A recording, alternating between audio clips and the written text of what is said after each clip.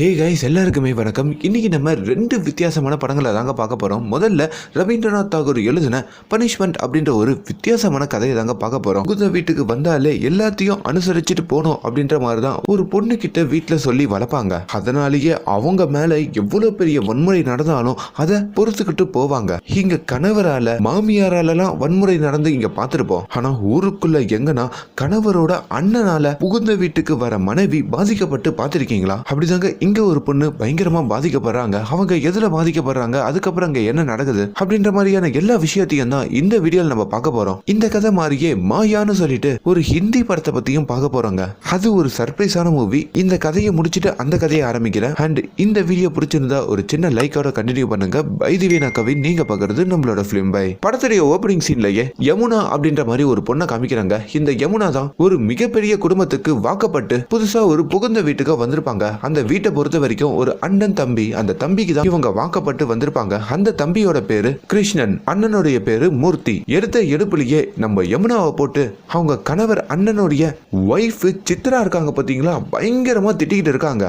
இப்போ யமுனா இந்த வீட்டுக்கு கல்யாணம் பண்ணி வந்து ஒரு 3 மாசம் ஆகுதுங்க. 3 மாசம் வரைக்குமே சும்மா ராணி மாதிரி பார்த்துப்பாங்க. அதுக்கப்புறம் தான் அவங்களோட சுயரூபம்லாம் தெரியும். முக்கியமா அவங்க ஒரு துணியை காய வச்சா ஒழுங்கா காஞ்ச ஒண்ணு எடுத்துட்டு வர மாட்டியா, எப்ப பார்த்தாலும் துணியெல்லாம் ஈரமா இருக்கு, அழுக்கெல்லாம் போகவே மாட்டேங்குது, என்னத்தை துணி துவைக்கிற, என்னத்தை வேலை செய்யறன்ற மாதிரி இப்ப காலங்காத்தாலேயே கத்துறாங்க. உன் துணியை காய போறது மட்டும் இல்லாம என்னோட துணியை சேர்த்து காய போடணுன்ற மாதிரியும் அவங்க துணியெல்லாம் கொடுத்து காய போடவும் வைக்கிறாங்க. ஏதோ லாட்ஜில் இருந்தெல்லாம் சொல்லிட்டு வந்துட்டியா, இது ஒன்னும் சத்திரமோ லாட்ஜெல்லாம் இல்ல, வீடு அப்படின்ற மாதிரியும் சொல்றாங்க. இப்ப யமுனாவுடைய கணவரும் இதையெல்லாம் கவனிக்கிறாரு. யமுனாவையும் தனியா கூப்பிட்டு அண்ணி சொல்றதெல்லாம் பெருசா மனசுல நினைச்சுக்காத, அண்ணி கொஞ்சம் பழைய டைப்ன்றதுனால எப்ப பார்த்தாலும் கத்திக்கிட்டே தான் இருப்பாங்க, நீ ஜஸ்ட் அதை தட்டி விட்டு போயிடு, உனக்காக எப்பவுமே நான் இருக்கேன், கலங்காதன்ற மாதிரியும் சமாதானப்படுத்துறாரு. இந்த கிருஷ்ணனும் அவங்களோட அண்ணன் மூர்த்தியும் சேர்ந்து ஒரு டீ எஸ்டேட் வச்சிருப்பாங்க. அப்படி இவங்களோட பிசினஸ் நம்பி தாங்க இவங்களுடைய குடும்பமே இயங்கிட்டு இருக்கும். அப்படி ஒரு நாள் தான் இவங்க பிசினஸ்ல ஒரு பெரிய பிரச்சனை வருது. இவங்க அப்பா காலத்துல இருந்து இவங்க அந்த டீ எஸ்டேட் நடத்திட்டு இருந்தாலும் அவங்க அப்பா சாகிறதுக்கு முன்னாடி இந்த டீ எஸ்டேட் இன்னொருத்தர்கிட்ட வித்தாச்சு அப்படின்ற மாதிரி கை நாட்டு வச்சுட்டு செத்துருக்காருங்க. அதை ஒரு வெள்ளக்காரனும் எடுத்துட்டு வந்து இவங்க கிட்ட கொடுத்து இதுக்கு மேல இந்த எஸ்டேட் எனக்கு தான் சொந்தன்ற மாதிரியும் சொல்ல இவங்களுக்கு பயங்கரமான ஷாக்கு. அப்பதான் இதுக்கு பின்னாடி ஒரு பெரிய சூழ்ச்சி இருக்குன்ற மாதிரியும் புரிஞ்சுக்கிறாங்க. ஏன்னா அவங்க அப்பா அந்த காலத்திலேயே படிச்சு நல்ல கையெழுத்து எல்லாம் போடுவாருங்க. கையெழுத்து போடுற அவரு எதுக்கு கை நாட்டு வைக்கிறாருன்னு சொல்லிட்டு இது தொடர்பா கேஸையும் போடுறாங்க.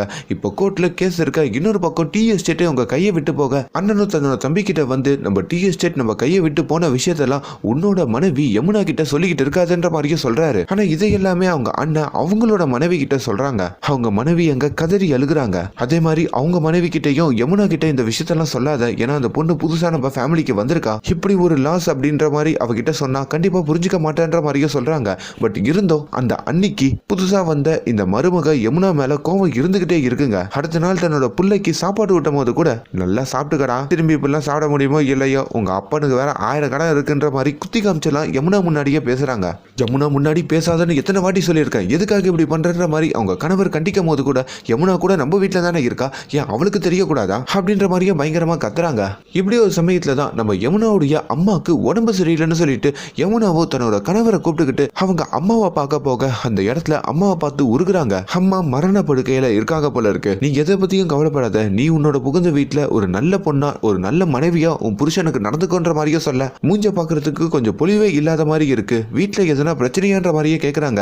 அதெல்லாம் ஒண்ணு இல்லம்மா, அண்ணி என்ன ரொம்ப நல்லாவே பாத்துக்கிறாங்க, வேலை எல்லாம் கொடுக்கவே மாட்டாங்கன்ற மாதிரி உண்மையை மறைச்சு பொய் சொல்றாங்க.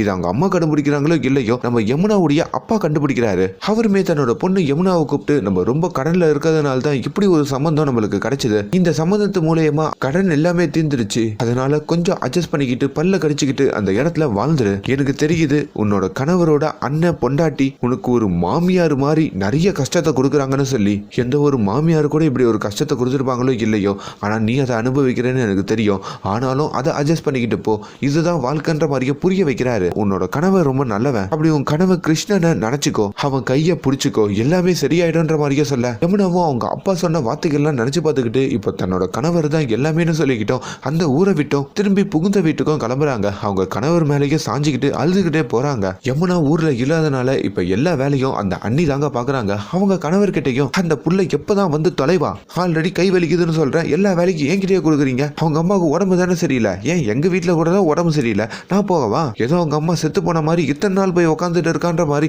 இங்க அவங்க கணவர் கூட புலம்பி தள்ளிக்கிட்டு சொல்லிட்டு எரிஞ்சு விழுந்துக்கிட்டு இருக்காங்க. பாவங்க இவங்களோட புருஷன் அந்த மூர்த்தி ஆல்ரெடி கம்பெனி கைவிட்டு போச்சு, இதுல பொண்டாட்டி வேற என்ன நேரம் கத்திக்கிட்டே இருக்கான்னு சொல்லி பயங்கரமா டென்ஷன் ஆகுறாங்க. இப்படி கணவர் பல டென்ஷன்ல இருக்கும் போது தான் வீட்டுல மனைவி புரிஞ்சிக்காம இந்த மாதிரி சில பேர் கத்திக்கிட்டே இருப்பாங்க. இப்படி ஒரு கடத்துல நம்ம யமுனாவும் வீட்டுக்கு வந்து சேர, வீட்டுக்கு வந்தா அவங்களுக்கு ஒரு பெரிய அதிர்ச்சி காத்திருக்குங்க. அவங்க ரூம்ல அவங்களுக்கு நிறைய புக்ஸ் எல்லாம் வச்சிருப்பாங்க. அந்த புக்கை எல்லாத்தையும் இந்த அன்னிக்காரி எடுத்து வித்து தொலைஞ்சிருக்காங்க. அவங்களுக்கும் பயங்கர கோவம் வருது. பட் இருந்தாலும் அப்பா சொன்ன வார்த்தைகளால கோவத்தை கண்ட்ரோல் பண்றாங்க. அப்பதான் அந்த அண்ணியோட ஹஸ்பண்டும் மூர்த்தி வீட்டுக்கு வர, யமுனாவை ஏன் நோண்டிக்கிட்டே இருக்க, அந்த பொண்ணுக்கு எவ்வளவு கஷ்டம் தான் கொடுப்ப, எதுக்காக அவ புக்கை போட்டு வித்தன்ற மாதிரி தன்னோட மனைவி கூடயும் பயங்கரமா சண்டை போடுறாரு. அப்படிதான் நான் விற்பேன், 10 நாள் அவ வீட்டுல இல்லாத சமயத்துல நான் வேலை பார்த்திருக்கேன், அதுக்கான கூலியை யார்கிட்ட போய் கேட்கறது, அதனால தான் வித்தேன், இதுக்கப்புறமா நிறைய விற்பேன், ஏன்னா இது என்னோட வீடு என்னோட முடிவுன்ற மாதிரி ரொம்ப ஆணவமாவே பேச இவருக்கும் பயங்கர கோவம் வருது. வாய மூடுன்ற மாதிரி கத்திக்கிட்டே இருக்க, முடியாதுன்ற மாதிரி அவங்க சொல்லிக்கிட்டே இருக்க, ஒரு கட்டத்துல அந்த அண்ணன் மூர்த்திக்கு கோவம் வந்து தன்னோட மனைவிய பக்கத்துல இருக்க கிளாஸ் எடுத்து மண்டலியே அடிக்கிறாரு. அதுல அவங்க மொட்டை மாடியில இருந்து சரிஞ்சு கீழே விழுந்தோம் ஒரு பெரிய காயத்துல மயங்கியும் விழுறாங்க. இதை பாக்குற குடும்பத்துக்கும் நடுங்கி போகுதுங்க. இப்ப அவங்களையும் அவசரமா ஹாஸ்பிட்டலுக்கு கூட்டு போறாங்க. அந்த இடத்துல தாங்க ஒரு பயங்கரமான விஷயத்த சொல்றாங்க. அவங்க அண்ணிய இந்த அண்ணன் மூர்த்தியே கொண்டுட்டாருங்க. கொஞ்ச நேரத்திலேயே போலீஸ்காரங்களும் அந்த இடத்துக்கு வர, இங்க நம்ம யமுனாவும் உட்காந்து என்ன பண்றதுன்னே தெரியாம அழுதுகிட்டு இருக்க. அப்பதான் யமுனாவோட ஹஸ்பண்ட் கிருஷ்ணனும் பக்கத்துல வந்து, நீ எதை நினைச்சும் கவலைப்பட்டு இருக்காத, எல்லாத்தையும் நான் பாத்துக்கிறேன்னு சொல்லிட்டு இப்ப போலீஸ்காரங்க கிட்டையும் யமுனா முன்னாடியே வீட்டுல ஒரு பெரிய சண்டை நடந்துட்டு இருந்தது. சண்டை போட்டது எங்க அண்ணியும் என்னோட மனைவியும் தான். அப்படி ஒரு சண்டையில என்னோட அண்ணிய என் பொண்டாட்டி கோவத்துல அந்த கிளாஸ் எடுத்து அடிச்சுட்டா, அதுல அவங்க மொட்டை மாடில இருந்து தவறி விழுந்துட்டாங்க அப்படின்ற மாதிரி தன்னோட அண்ணன் பண்ண விஷயத்த தன்னோட மனைவி பண்ணான்னு சொல்லிட்டு பழிய தூக்கி நம்ம யமுனா மேல அவங்க கணவரே போடுறாருங்க. இதை பார்த்து அவங்க உறைஞ்சு போறாங்க. என்னடா இப்படி ஒரு விஷயத்த பண்ணிட்டான்ற மாதிரியும் நினைக்கிறாங்க. இப்ப அவங்க மனைவியையும் போலீஸ்காரங்க அரெஸ்ட் பண்ணிக்கிட்டு போக, இங்க அந்த கணவரும் கதறி எழுக. அப்ப அவங்க அண்ணனும் புரியாம பக்கத்துல வந்து ஏன்டா இப்படி பண்ணுன்ற மாதிரி கேட்க, நம்மளாம் ஒரே ரத்தம்னா, எனக்கு இன்னொரு அண்ணன் கிடைக்க மாட்டாரு, ஆனா இன்னொரு மனைவி கிடைப்பான்ல அப்படின்ற மாதிரி. அப்பதான் அந்த கணவரும் தன்னோட சுயரூபத்தை காமிக்கிறாரு. இப்ப ஜெயில இருக்க மனைவி கிட்ட பல வாட்டி பேசணும்னு முயற்சி எடுக்கிறாரு. ஆனா அவங்க மனைவி மனசடைஞ்சு போயிருக்காங்க. அவங்க கிட்டையும் கோர்ட்ல வந்தா, அண்ணன் தான் இதெல்லாம் பண்ணாருன்ற மாதிரி மட்டும் வாயை திறந்துடாத, உன்னை நான் அவ்வளவு நம்புறேன், நீ எங்க வீட்டு பொண்ணு, அப்படி மட்டும் நீ பண்ணிட்டனா என்னோட மானமே போயிடும், எங்க அண்ணன் மானமும் போயிடும், அதுக்கப்புறம் எங்க 2 பேரையுமே உயிரோட பார்க்க முடியாதுன்ற மாதிரி இவரும் எவ்வளவோ சொல்றாரு. ஜட்ஜி கேட்டாலும், நீ உன்னோட செல்ஃப் டிஃபென்ஸ்க்காக தான் இப்படிலாம் பண்ண, அண்ணியால உன் உயிருக்கு ஆபத்து வந்ததுன்ற மாதிரிலாம் அடிச்சு விடுன்ற மாதிரியும் சொல்றாரு. இப்ப கோர்ட்டுக்கும் கேஸ் வருதுங்க. அவங்க மனைவி ஜெயில இருக்கிற போதுல இருந்து இப்ப வரைக்கும் ஒரு வார்த்தை கூட தன்னோட கணவர் கூட இப்படி ஒரு வார்த்தை சொல்லிட்டான்னு சொல்லி பேசியிருக்கவே மாட்டாங்க. இப்ப கோர்ட்லயும் கேட்கும் போது தலை குனிஞ்சு இந்த குடும்பத்தை நினைச்சு, முக்கியமா அவங்க கணவரை நினைச்சு பார்த்துட்டு, இவனையா நம்ம இப்படி நம்பணும்ன்ற சொல்லிட்டு அந்த இடத்துல ஜட்ஜி முன்னாலேயும் நான் தான் இந்த கொலையெல்லாம் பண்ணன்ற மாதிரியும் அழுதுகிட்டே தலையாட்டுறாங்க. இதையெல்லாம் பார்க்கும் போதோ இந்த யமுனாவோட கணவருக்கும் ஒரு மாதிரி கண்ணெல்லாம் கலங்குதுங்க. அவர் அந்த இடத்துல கொஞ்சம் யோசிக்கிறாரு. இப்ப நேரா கூண்டுக்குள்ளேயும் வந்துட்டு, ஐயா இந்த கொலையை என் மனைவி பண்ணலையா, நான் தாயா பண்ணன்ற மாதிரி அவர் அந்த இடத்துல ஒத்துக்கிறாரு. அவங்க மனைவிக்கு பெரிய ஷாக்குங்க. அன்னைக்கு நடந்த ஆர்கியூமெண்ட்ல நான் தான் என்னோட அண்ணியை தள்ளி கொண்டுட்டேன்ற மாதிரியே சொல்ல, இதையெல்லாம் கேட்டுட்டு இருந்தா அவங்க அண்ணன் இருக்காரு பார்த்தீங்களா மூர்த்தி, அவர் எழுந்து நான் தான் இந்த கொலையை பண்ணன்ற மாதிரி அவரும் அவர் பங்குக்கும் கத்துறாரு. அந்த இடத்துல தான் இந்த அண்ணனும் தம்பியும் அவங்களுடைய தப்பு என்னன்ற மாதிரியும் உணர்றாங்க. நான் கொஞ்சம் யோசிச்சு பாக்குறாங்க. அந்த இடத்துல ஜட்ஜையா, ஏமா நீ உண்மையை சொல்லு, நீ தான் இதை பண்ணியா இல்ல அவங்க பண்ணாங்களான்ற மாதிரி கேட்க, அவங்க கொஞ்சம் யோசிச்சு பார்த்துட்டு, முக்கியமா அவங்க அப்பா சொன்னதையும் நினைச்சு பார்த்துட்டு, அவங்க இப்போ வாழ்ந்துட்டு இருக்கிறதுக்கு காரணமே இவங்க குடும்பம் தான், அதனால அப்பா சொன்னபடியே நம்ம இருப்போம்னு சொல்லி அங்க நான் தான் இந்த தப்பை பண்ணன்ற மாதிரியும் அவங்க ஒத்துக்கிறாங்க. இந்த வார்த்தை அவங்க புருஷனுக்கும் அவங்க புருஷனோட அண்ணனுக்கும் சிற்பால் அடிச்ச மாதிரி இருக்குங்க. ஒரு கடத்துல தன்னோட கணவர் சொல்லியிருப்பார்ல, இன்னொரு பொண்டாட்டி கூட எனக்கு கிடைச்சிருவா, ஆனா இன்னொரு அண்ணனும் கிடைக்க மாட்டான்னு சொல்லி, அப்பதான் அவருக்கும் அந்த தப்பு உணருது. எனக்கு இன்னொரு அண்ணன் கூட வெளியே கிடைச்சிருவான், ஆனா இன்னொரு பொண்டாட்டி இந்த மாதிரி தங்கமான மனைவி கிடைக்க மாட்டான்ற மாதிரியும் அழுகிறாரு. இப்ப அவரு நினைச்சு பார்த்தா கூட அவங்க மனைவி திரும்பி கிடைக்க மாட்டாங்க. ஏன்னா அவங்க இப்ப அந்த தப்பை ஒத்துக்கிறதுனால அந்த இடத்துல அவங்களுக்கு தூக்கு தண்டனையும் கிடைக்குதுங்க. ஸோ ரவீந்திரநாத் தாகூர் ரொம்ப அழகான ஒரு விஷயத்த கன்வே பண்ணியிருக்காரு. என்னன்னா, ஒரு பொண்ணு புகுந்த வீட்டுக்கு வரானா அந்த வீட்டில் அவ அடிமையா இருந்தா மட்டும்தான் அவளை அங்க புரிஞ்சுப்பாங்க, அக்செப்ட் பண்ணிப்பாங்க. இல்ல நான் என்னோட வீட்டில் இருந்த மாதிரி ஃப்ரீயாக தான் இருக்கணும், எனக்கு அந்த சுதந்திரம் எனக்கு கிடைக்கணுன்ற மாதிரி ஒரு பொண்ணு புகுந்த வீட்டில் வந்து பேசினா அவளை புகுந்த வீட்டில் எல்லாரும் வில்லி மாதிரி தான் பார்ப்பாங்க. ஏன் அங்கே இருக்கிற பெண்களே பெண்களை பற்றி புரிஞ்சுக்க மாட்டாங்க. பெண்கள்னா தியாகம் தான் பண்ணணும் அப்படின்ற மாதிரி ஒரு கட்டமைப்பில் தான் இந்த உலகம், இந்த வாழ்க்கை, இந்த சமூகம் அப்போ இருந்ததுன்றத ரொம்ப அழகாகவே இந்த கதையில் சொல்லியிருப்பாரு. ஸோ இப்படி ஒரு பெண்ணோட வாழ்க்கை பாதிக்கப்பட்டதை காமிச்சு இப்படியும் வாழ்க்கைகள் இருக்குன்ற மாதிரி அந்த காலத்தில் நம்ம தாகூர் கதை எழுதி வச்சிருக்காரு. அண்ட் இன்னொரு அழகான இன்ட்ரெஸ்டிங்கான மூவிக்குள்ள போலாம். மாயா அப்படின்ற ஒரு ஹிந்தி படம் தான் இது. இன்ட்ரோவர்ட் அப்படின்ற மாதிரி ஒரு சில பசங்களாம் இருப்பாங்க பார்த்தீங்களா, எதை பேசினாலும் பயங்கரமா ஷை படுவாங்க. முக்கியமா அவங்களுக்கு ஒரு பொண்ணை பிடிச்சாலும் அந்த பொண்ணு கிட்ட போயிட்டு தைரியமா பேசுறதுக்கான தைரியம் அவங்களுக்கு சுத்தமா இருக்காதுங்க. அப்படிதான் இங்க கணேஷ் அப்படின்ற மாதிரி ஒரு வித்தியாசமான பையன் இருக்காரு. அவருக்கு மனசுக்குள்ள நிறைய கற்பனைகள் இருக்கும், நிறைய பெண்களை பிடிக்கும். ஆனா அது எல்லாமே வெளியே சொல்றதுக்கு ரொம்ப பயப்படுவாரு. அப்படிதாங்க அவர் ஒரு மியூசிஷியனா இருப்பாரு. அப்படி ஒரு இடத்துல கீபோர்டு கத்துக்கிறதுக்கும் கிளாஸுக்கு போவாரு. அந்த இடத்துல நடக்கிற ஒரு முக்கியமான ஒரு மர்மமான சம்பவம் தான் இந்த படத்துடைய கதை. படத்துடைய ஓப்பனிங் சீன்லயே நம்ம ஹீரோ ஒரு மியூசிக் கிளாஸுக்கு போற மாதிரி காமிக்கிறாங்க. அங்க ஒரு கீபோர்டு வாதியார் இருக்காருங்க.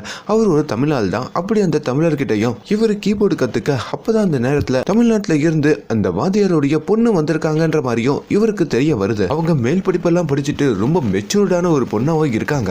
ரொம்ப ஜாலியாவும் பேசுறாங்க. நம்ம ஹீரோ ஒரு பெங்காலி பையங்க. இதையெல்லாம் பாக்குற அவங்களுக்கோ அந்த தமிழ் பொண்ணு மேல ஒரு ஆசை வருது. ஆனா பேசுறதுக்கு பயம். அவங்களே வந்து பேசினா கூட அம்மா இல்ல அப்புறம் அதை தவிர வேற எதுவுமே இவர் பேச மாட்டாரு. இங்க எங்கங்க இந்த மாதிரியான இன்ட்ரோவர்ட் பசங்கலாம் அப்புறம் சாப்பிட்டீங்களா, அதுக்கப்புறம் பொண்ணு கிட்ட எதனா பேசணும்னா முழின்னு முடிப்பாங்க. அப்பதான் அந்த பொண்ணுக்கு ஒரு போன் வரத அவர் கவனிக்கிறாரு. அதுல யாரோ தெரியாம வீட்டுக்கு ராங் நம்பரா பண்ணிருக்காங்க. அப்படி அவங்க கிட்ட அந்த பொண்ணு பேசிட்டு இருக்கும் போதுதான் இவருக்கு ஒரு யோசனை வருதுங்க. டெய்லி நம்மளும் அந்த கிளாஸுக்கு போறோம், டெய்லி அந்த பொண்ணையும் பாக்குறோம், டெய்லி அந்த பொண்ணை கிராஸ் பண்ணி தான் போறோம். ஆனா அந்த பொண்ணு கிட்ட பேசுறதுக்கு நம்மளுக்கு தைரியம் இல்ல. அவளே பேசினா கூட நம்மளால பேச பதில் இல்ல. நம்ம மனசுக்குள்ள இருக்கிற காதல் எல்லாம் ஒரு வேஷம் போட்டு காமிச்சா எப்படி அப்படின்ற மாதிரி யோசிக்கிறாரு. அதுக்கு தான் அவரு ராங் நம்பர் அப்படின்ற மாதிரி ஒரு ஆப்ஷனையும் சூஸ் பண்றாருங்க. அதாவது ஒரு இரவு சமயத்துல நம்ம ஹீரோ ஊருக்குள்ள இருந்து டி ஷர்ட் எல்லாம் வாங்கிட்டு வந்து தொப்பியெல்லாம் போட்டுக்கிட்டு பக்கத்துக்கு ஒரு டிடெக்டிவ் மாதிரி செட்டப் பண்ணிக்கிறாரு. ஏதோ களத்துல இறங்கி பயங்கரமா பண்ண போறான்ற மாதிரி பார்த்தா அந்த இடத்துல ஒரு போனை எடுத்து நம்ம ஹீரோயினுடைய வீட்டுக்கும் போன் பண்றாரு. உங்களை என்னை பத்தி தெரியாது, ஆனா உங்களை பத்தி எனக்கு நிறைய தெரியும் அப்படின்னு அவர் மனசுக்குள்ள இருக்கிற நிறைய விஷயங்களை கொஞ்சம் கொஞ்சமா ஒரு ஸ்ட்ரேஞ்சர் மாதிரி அந்த பொண்ணு கிட்டையும் ஷேர் பண்ணிக்க ஆரம்பிக்கிறாரு. ஆரம்ப கட்டத்துல அந்த பொண்ணு இவரை சுத்தமா வெறுத்தாலும் கொஞ்சம் கொஞ்சமா டெய்லி இவர் கால் பண்ணிக்கிட்டே இருக்க தன்னை ஒரு ஸ்ட்ரேஞ்சர்னு சொல்லிட்டு அந்த பொண்ணு கிட்ட கான்வர்சேஷன் பில்ட் பண்ண ஆரம்பிக்கிறாரு. கொஞ்சம் கொஞ்சமா டெய்லி அந்த பொண்ணுடைய கிளாஸுக்கும் வர அவர் டெய்லி அந்த பொண்ணோட வீட்டுல தானே அவங்க அப்பா கிட்ட கீபோர்டு கத்துப்பாரு. அப்படி கிளாஸுக்கு வரப்போ அந்த பொண்ணுடைய ரியாக்ஷனையும் பாக்குறாரு. இப்பெல்லாம் அந்த தமிழ் பொண்ணு எந்நேரமும் அந்த டெலிபோன் பக்கத்துல தாங்க உட்காந்துக்கிட்டு இருக்காங்க. அதையும் அந்த கிளாஸுக்கு வரும்போது கவனிச்சு இப்ப நைட்டு பேசிட்டு இருக்கும் போதும் போன் பக்கத்திலேயே எனக்காக வெயிட் பண்ணியன்ற மாதிரிலாம் கடலை போடவும் ஆரம்பிக்கிறாரு. சில நேரங்கள்ல ஒரு பொண்ணுக்கோ பையனுக்கோ சண்டை வந்தா, முக்கியமா ஒரு பையன் இன்ட்ரோவர்ட்டா இருந்தா அவன் கஷ்டப்பட்டு ஒரு பொண்ணை லவ் பண்ணிட்டாங்க வைங்களேன், அந்த பொண்ணு கோச்சிக்கிச்சுன்னா சாரின்னு சொல்லிட்டு 1000 சாரி கேட்பான், கெஞ்சின்னு கெஞ்சுவான். கிட்டத்தட்ட இந்த டைப்ல தான் நம்ம ஹீரோ இருந்தாலும் இப்ப அந்த ஸ்ட்ரேஞ்சர் மாதிரி பேசிட்டு இருக்காருல்ல, அப்படி அந்த ஸ்ட்ரேஞ்சரா பேசிட்டு இருக்கும் போது அந்த பொண்ணுக்கும் இவருக்கும் சண்டை வருது. ஆனா இவரு உடனே போனை வைக்கிறாரு. அந்த பொண்ணு இவர் போனுக்காக போன் பக்கத்திலேயே வெயிட் பண்ண இப்ப திரும்பி இவர் போன் பண்றாரு. அந்த பொண்ணு சாரி கேட்கறாங்க. இப்படி கொஞ்சம் கொஞ்சமா இந்த இன்ட்ரோவர்ட் அப்படின்ற ஒரு ஃபீலிங் நம்ம ஹீரோக்குள்ள இருந்து விலகவும் ஆரம்பிக்குது. அப்பதாங்க நம்ம ஹீரோ கிட்ட உங்ககிட்ட ஒரு முக்கியமான விஷயத்த சொல்லணும் அப்படின்ற மாதிரி அந்த போன்ல பேசிட்டு இருக்கும் போதும் இந்த ஹீரோயினும் சொல்ல அது காதல் தானா அப்படின்ற ஒரு சந்தேகம் நம்ம ஹீரோவோட மனசுலயும் வருது. நாளைக்கு நம்ம 2 பேரும் மீட் பண்ணலாம் அப்படின்ற மாதிரியும் அவங்க கூப்பிடுறாங்க. இவரும் சரின்னு சொல்றாரு. இன்னொரு பக்கம் இதே ஹீரோ அவங்க வீட்டுக்கு கிளாஸுக்கு போயிட்டு இருக்கும் போதோ அந்த இடத்துல நம்ம ஹீரோயின் இவர் கூடயும் ஃப்ரெண்டா தானே பழகிட்டு இருப்பாங்க. அப்படி இவரை கூப்பிட்டு நான் ஒரு ஸ்ட்ரேஞ்சரை லவ் பண்ணிக்கிட்டு இருக்கேன், அவன் பேரு கூட எனக்கு என்னன்னு தெரியாது, அவளையே அவன் பேசுற போன் நம்பர் கூட எதுல இருந்து பண்றான்னு தெரியாது, அவன் எந்த விவரமும் தெரியாம லவ் பண்ற அப்படின்ற மாதிரி சொல்ல அப்பதான் அது காதல்ன்ற மாதிரியா அவர் புரிஞ்சுக்கிறாரு.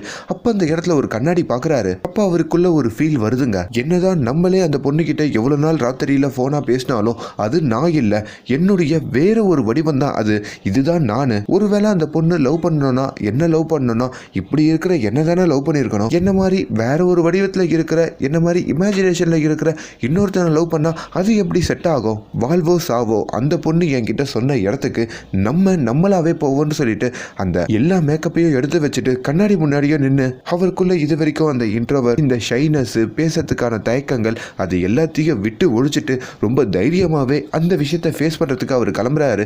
பாசிட்டிவா முடியும் அப்படின்ற ஒரு நம்பிக்கையோட இந்த படத்தோட கதையும் முடியுங்க. இதுக்கான ரிசல்ட் என்னவா இருக்கும் அப்படின்றத ஓப்பனாவே விட்டுருப்பாங்க. அது என்னன்றதை கீழே கமெண்ட்ல சொல்லுங்க.